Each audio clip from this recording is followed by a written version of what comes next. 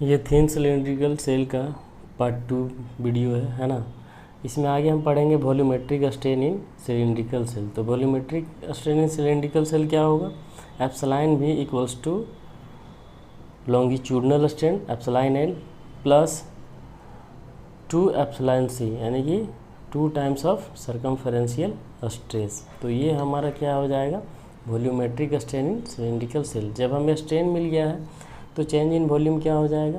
Volumetric strain ये हो गया, तो change in volume equals to del V equals to strain into original volume जो है, ठीक है, V into epsilon V into epsilon V का वैल्यू क्या है हमारा यहाँ पे?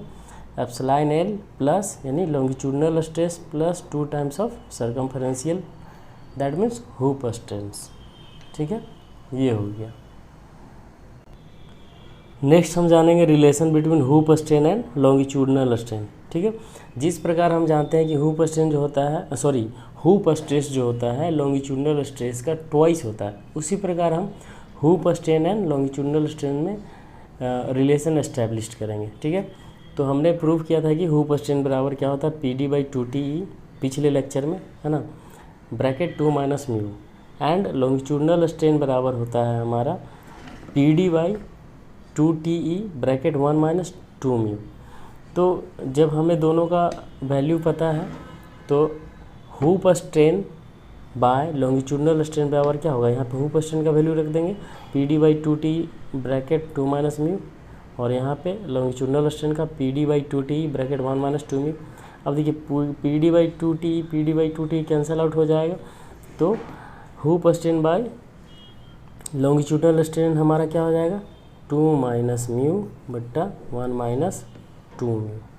ठीक है, अब ये हुप स्ट्रेन का वैल्यू हमने ये जो वैल्यू लिखा है ये आप पिछले लेक्चर को देख करके आप समझ सकते हैं। अब नेक्स्ट हम पढ़ेंगे थिन सिलेंड्रिकल सेल। तो इसमें एक ही तरह का स्ट्रेस लगेगा, ठीक है, वो सर्कमफेरेंस के अलोंग लगेगा, है ना। तो ये देखिए थिन सिलेंड्रिकल सेल है और इसमें इस तरह से जो है प्रेशर लग रहा है। तो टोटल प्रेशर क्या होगा? टोटल प्रेशर जो होगा हमारा, टोटल प्रेशर इक्वल्स टू इसका जो क्रॉस सेक्शनल एरिया होगा, है ना, ये जो इंटरनल जो स्पेस है π/4 into d² into P pressure intensity. तो ये जो है ये हमारा टोटल प्रेशर लग रहा है, और इस टोटल प्रेशर को रेजिस्ट कौन करेगा? इसकी जो दीवार है, पतली सी दीवार है ना, ये, तो इसे हमने जब इस रूप में रखा तो ये क्या है हमारा? रेजिस्टिंग सेक्शन, जो इस प्रेशर को रेसिस्ट करेगा, रेसिस्टिंग सेक्शन। अब रेसिस्टिंग सेक्शन का हम क्रॉस सेक्शनल एरिया निकाल लेंगे। तो क्रॉस सेक्शनल एरिया क्या हो जाएगा? ये टोटल लेंथ इसका एज जो सर्कमफ्रेंस होगा वही रेजिस्टिंग सेक्शन का लेंथ हो जाएगा, और इसकी जो विड्थ होगी वो इसकी स्फेरिकल सेल की जो मोटाई है वो हो जाएगी, यानी कि T। तो area of resisting section, area of resisting section equals to हो जाएगा आपका πD, लेंथ हो गया, इंटू T। तो हमें एरिया पता चलिए, टोटल फोर्स पता चलिए, तो अब आपको निकालना है क्या? स्ट्रेस। तो स्ट्रेस बराबर क्या हो जाएगा? स्ट्रेस बराबर हो जाएगा जो टोटल फोर्स लग रहा है P इंटू π/4 d², ये बाई उसको कौन सा एरिया जो है रेसिस्ट कर रहा, तो ये एरिया रेसिस्ट कर रहा, तो पर यूनिट एरिया क्या आएगा वो पता चल जाएगा हमें, πD into T।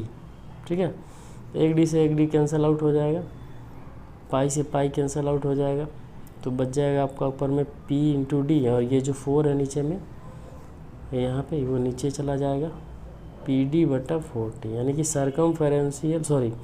Spherical shell में जो स्ट्रेस डेवलप होगा वो हमारा होगा PD/40, यानी कि जो आपका जो सिलेंड्रिकल सेल था उसका लॉन्गिट्यूडनल स्ट्रेस के बराबर। ठीक है, नेक्स्ट हम पढ़ेंगे strain and change in dia of thin spherical shell. तो चूँकि यहाँ पे जो है एक ही तरह का स्ट्रेस डेवलप हो रहा, इसलिए stress in any one direction, चूँकि हम प्लेन में पढ़ रहे हैं स्ट्रेस इन प्लेन, तो इसमें दो तरह के स्ट्रेस लगे हैं, एक एक्स डायरेक्शन में एक वाई डायरेक्शन में, तो दो ही डायरेक्शन को हम कंसिडर करेंगे। तो total stress in a direction total strain in a direction equals to हो जाएगा आपका सिग्मा बटा ई, जो उस डायरेक्शन में लग रहा है जिस डायरेक्शन में हमें फाइंड आउट करना है, माइनस सेम ही स्ट्रेस लग रहा सिग्मा बटा ई, लेकिन ये अदर डायरेक्शन में रहेगा जस्ट परपेंडिकुलर टू दिस, तो पॉइजन्स रेशियो से हमें मल्टीप्लाई करना होगा म्यू सिग्मा बटा ई। चूँकि हमने इसका वैल्यू निकाला स्ट्रेस का पी डी बटा 4t, आई ऑलरेडी पहले से है, माइनस म्यू पी डी बटा 4t, ई पहले से ऑलरेडी, सभी में कॉमन क्या है P D by 4t E, P D by 4t ई, यहाँ पे 1 बच जाएगा और यहाँ पे ये कैंसल आउट हो जाएगा तो म्यू, यानी कि total strain in direction in thin spherical shell equals to P D by 4t E 1 minus mu. ठीक है, अब हमें चेंज इन डाया निकालना हो, डेल डी बराबर, तो डेल डी बराबर क्या हो जाएगा स्ट्रेन इंटू ओरिजिनल जो डाया है, यानी कि ये जो हमने स्ट्रेन निकालना है P D by 4t E bracket 1 minus mu into D. ठीक है, तो चूँकि एक डी पहले से है तो ये हो जाएगा P D square by 4t E bracket 1 minus mu, यानी कि चेंज इन डाया बराबर हमारा ये फार्मूला हो जाएगा P D square by 4t E bracket 1 minus mu. अब इसमें हमें एक और बात याद रखना है कि वॉल्यूमेट्रिक स्ट्रेन जो होगा एप्सिलॉन भी in case of thin spherical shell equals to 3 times of strain in one direction. ठीक है, और इस प्रकार हम जब डेल भी निकालेंगे तो भी इंटू 3 एप्सिलॉन। ठीक है, और एप्सिलॉन का वैल्यू आपको पता है P D by 4t E 1 minus mu, ये डी नहीं रखना है, डी कब रखना है जब आपको चेंज इन डायमीटर निकालना है तो डी से मल्टीप्लाई कर देना है। ठीक है, तो ये हमारा हो गया थीन स्फेरिकल सेल एंड उससे related formulas and important concept. ठीक है।